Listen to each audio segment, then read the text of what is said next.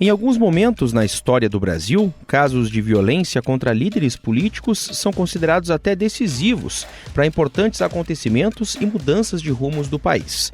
Só para ficar nos casos mais, digamos, recentes, teve o assassinato de João Pessoa em 1930, caso que é considerado o estopim para a Revolução de 30, o golpe de Estado liderado por Getúlio Vargas e que depôs o então presidente Washington Luiz.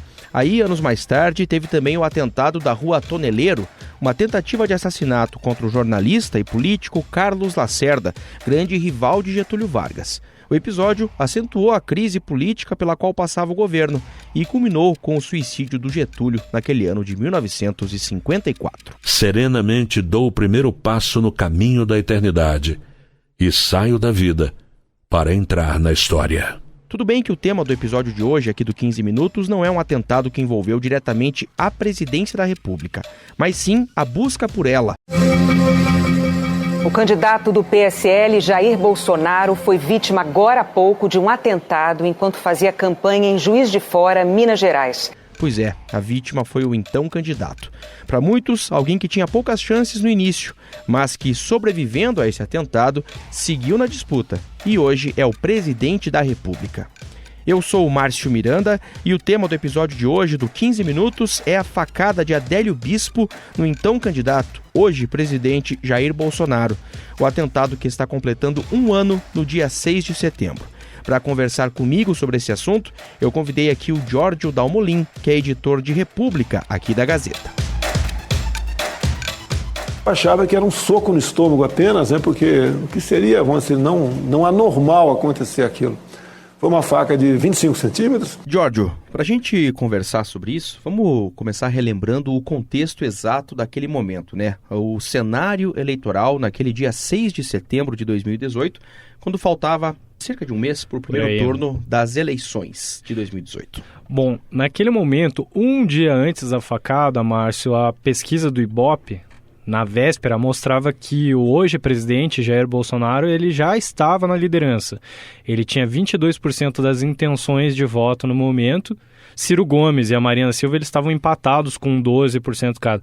Mas esse foi um momento que o Jair Bolsonaro ele começou a disparar nas pesquisas. Então, até antes disso, ele já era o líder das pesquisas, que foi um momento um pouco depois que o Lula teve, a candidatura rejeitada, pela Justiça Eleitoral. E aquela facada não me elegeu, não. Na facada já estava eleito.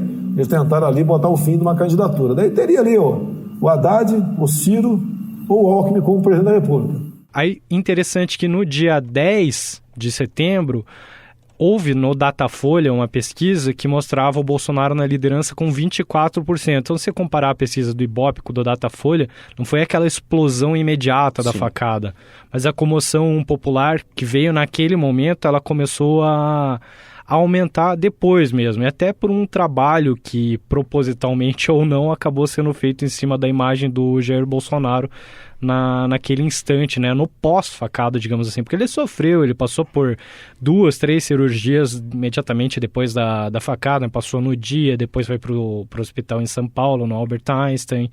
Então foi algo decisivo, mas eu não diria que foi exatamente primordial na eleição do Bolsonaro. É isso que eu ia perguntar exatamente agora, Giorgio. Eu comecei até aqui o 15 Minutos relatando alguns casos na história aqui do país em que atentados contra líderes políticos acabaram levando ou tiveram um papel decisivo em mudanças importantes de rumo no Brasil, né?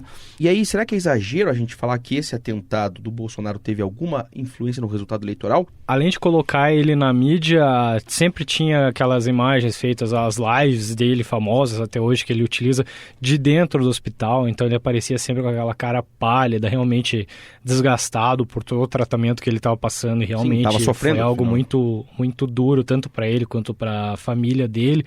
Mas agora dizer que teve influência no resultado final das eleições é sim e não. Não, porque eu acho que o Jair Bolsonaro ele ia ganhar de qualquer forma. Era uma tendência do público brasileiro de ir para aquele lado que ele estava movimentando absurda, ainda mais depois da saída do Lula, que era o concorrente direto dele, que vencia ele de qualquer forma no primeiro turno. E no segundo turno também vamos lembrar que todas as pesquisas diziam que o Jair Bolsonaro perderia, né, para a Marina, para o Ciro, até mesmo algumas colocavam o Haddad em empate técnico com o Jair Bolsonaro. Sim. Mas o Haddad perdia, né, na maioria das pesquisas. Mas ela pode ter contribuído, essa facada do Adélio, no sentido de trazer mais votos para o Jair Bolsonaro por conta, até você comentou os casos antigamente do Getúlio e da Revolução de 30 em diante, por conta da comoção social. Então as pessoas simpatizaram um pouco mais com a situação, né, que dizia, o capitão do exército está aqui, estava lá no hospital sofrendo e mostrava aquilo. Você é um homem de fé. A sua família inteira é uma família de pessoas que acreditam bastante. Você conseguiu perdoar o Adélio Bispo, o homem que te esfaqueou? Negativo, tá? Esse cara, depender de mim, pegava uma como não tem pena de morte nem prisão perpétua, 30 anos de cadeia. Aquele canalha sabia o que estava fazendo. Não pode ter pena desse tipo de gente, não. Não tem que ter pena, não, tá? Ele tem que pagar pelo seu crime e pagar alto. Bom, o que se sabe sobre o atentado, efetivamente, hein, Giorgio? Para onde foi a investigação? Bom, o Adélio Bispo, autor da facada, ele virou uma pessoa... Ele é folclórico, assim, porque desde o primeiro inquérito, a Polícia Federal ela só encontra a ligação do Adélio com o próprio Adélio, né, com ele mesmo. Então, o mais estranho foi o fato de, imediatamente depois da facada, aparecer uma equipe de advogados de Minas Gerais, criminalistas e muito bem cotados e remunerados, né, de Minas Gerais. Então, o Zanoni Júnior, ele falou comigo, com a equipe da Gazeta algumas vezes, ele era realmente o líder da equipe. O que ele fala? O Zanoni, ele diz que recebeu uma ligação, né, de uma pessoa da igreja lá do Adélio que ficou com pena dele, que eles estavam discutindo num grupo de WhatsApp os fatos, né, a igreja, não o Zanoni, e ele fala, abre aspas, naquela hora discutiram quem poderia ajudar o Adélio e que tinha que ser um especialista. Vários nomes foram citados, inclusive o meu, porque todo mundo que assistiu aos vídeos do fato visualizou uma tentativa de homicídio. Lembrando que tentativa de homicídio é caso para criminalista, mas a estratégia da defesa do Zanoni Júnior e com os demais, ele pensou que se fosse tentativa de homicídio, o caso poderia ir até a júri. Então, a defesa tentou colocar o caso como um crime de lei de segurança nacional.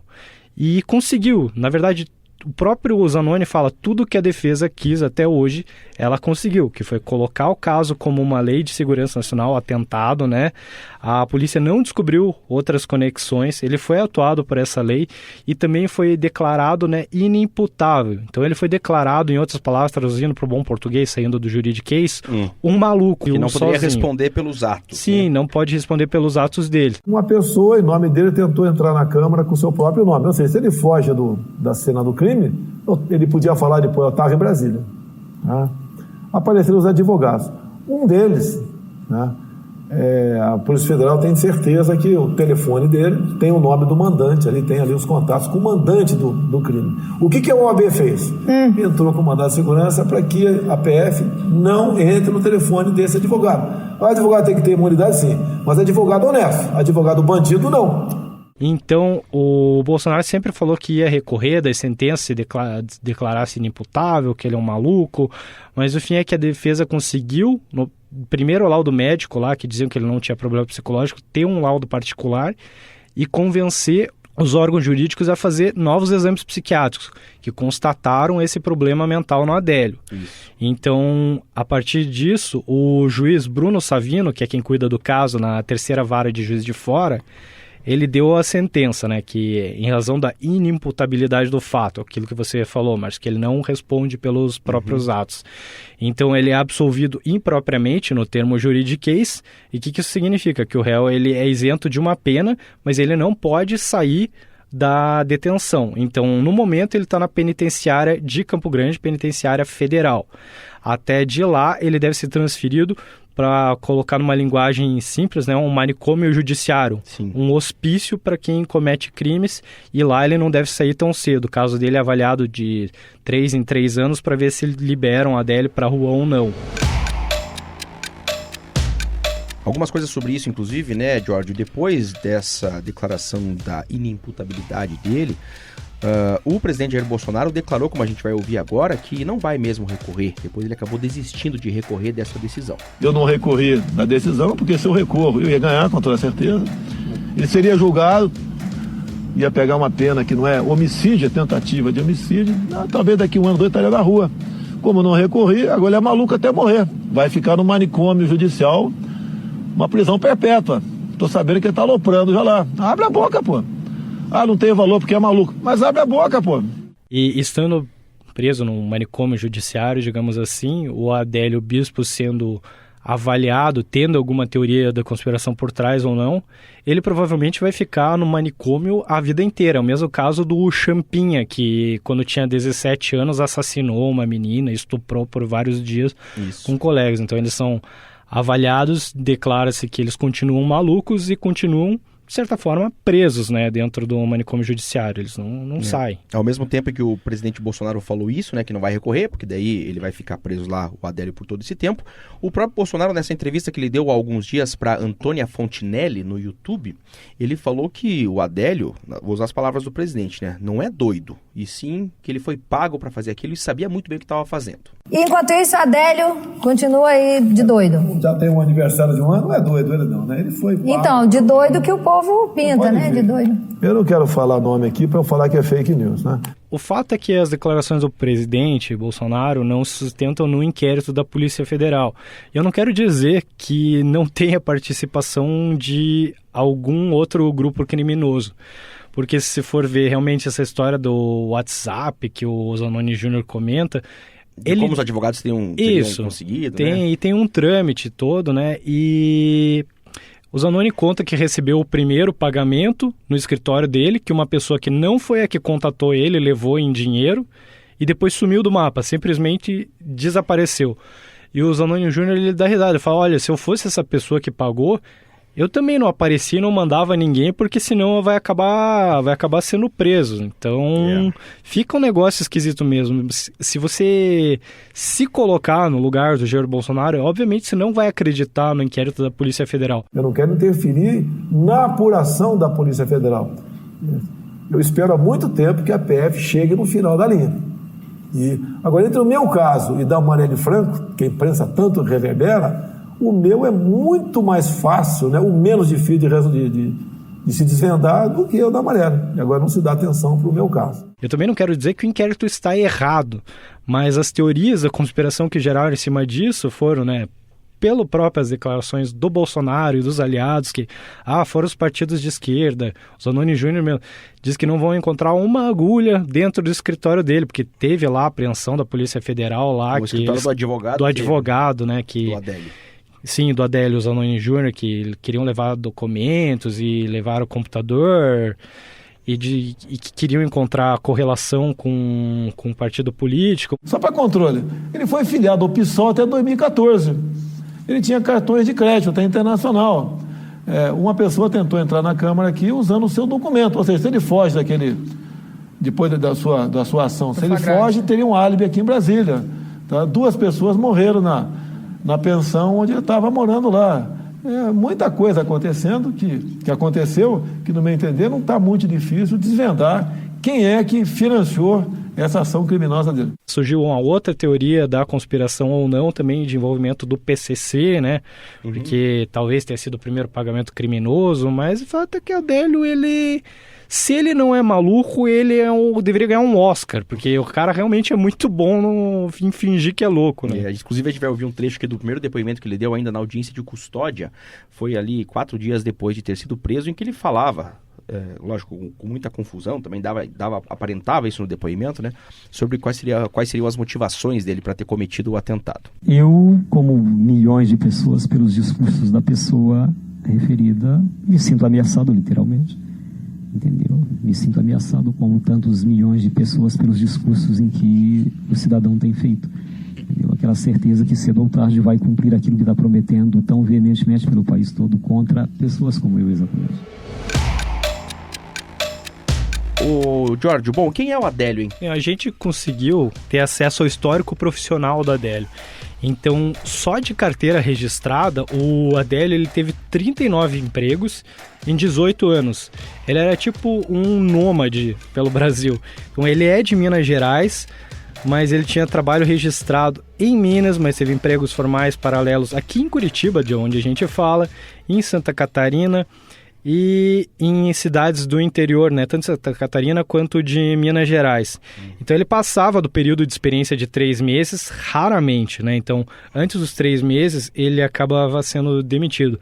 A gente falou com um dos empregadores dele, né? A gente não pode colocar o nome, até para não expor a pessoa, mas justificava que ele era muito lento, que ele chegou lá pedindo um emprego, né? No restaurante de comida japonesa em Florianópolis.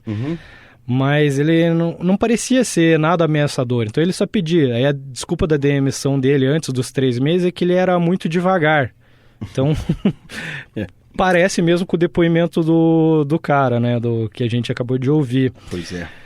E no que a gente vê mais do Adélio, ele sempre trabalhava de garçom, de auxiliar, trabalhou em construtora, tem até um processo que corre na Justiça Trabalhista que o Adélio processa lá, a questão de pagamentos de alguma construtora que ele trabalhou, mas ele nunca passava muito tempo no emprego, então ele pulava de galho em galho. Teve até um momento da carteira de trabalho dele que coincide os registros, um em Minas Gerais, outro em Santa Catarina, que é algo suspeito também, né, mas isso a gente não pode declarar com muita precisão, né. E interessante dizer que a tal da fake news, né? Começaram a falar que o Adélio, ele era sushi man e por isso que ele sabia manejar uma faca. Ou que ele era açougueiro e ele sabia manejar também uma faca. Só que aqui em Curitiba, quando ele trabalhou em um mercado, ele não trabalhava no açougue. E a gente também não vai falar o nome do mercado. Ele trabalhava como auxiliar do padeiro. Então, não tem nada a ver com faca. O fato é que é o seguinte, né, Giorgio? Essa história entrou... Claro, para a história política até do país, dá para dizer. Não, entrou para a história definitivamente. E numa época em que a gente tem tanta comunicação e a questão das fake news, o quanto estão presentes, né, só iria aumentar como aconteceu e como segue acontecendo. Sim, efetivamente. Bom que a gente trouxe aqui alguns fatos para ajudar a esclarecer o nosso ouvinte aqui do podcast sobre tudo isso que aconteceu. Lembrando, está fazendo 1 ano, então, da facada do Adélio no Jair Bolsonaro, então candidato, hoje presidente. Jorge, obrigado. Até a próxima. Obrigado, Márcio. Até logo. Esse foi mais um episódio aqui do 15 Minutos, nosso podcast diário de resumo e análise do noticiário. E não esqueça, hein, que para você ter muito mais informação sobre tudo isso e muito mais, é só assinar a Gazeta do Povo. O 15 Minutos tem a produção da Jennifer Ribeiro e do Vivaldo de Souza Neto, a montagem do Leonardo Bestloff e a edição de conteúdo do Rodrigo Fernandes. Eu sou o Márcio Miranda e agradeço muito a sua companhia. Até mais!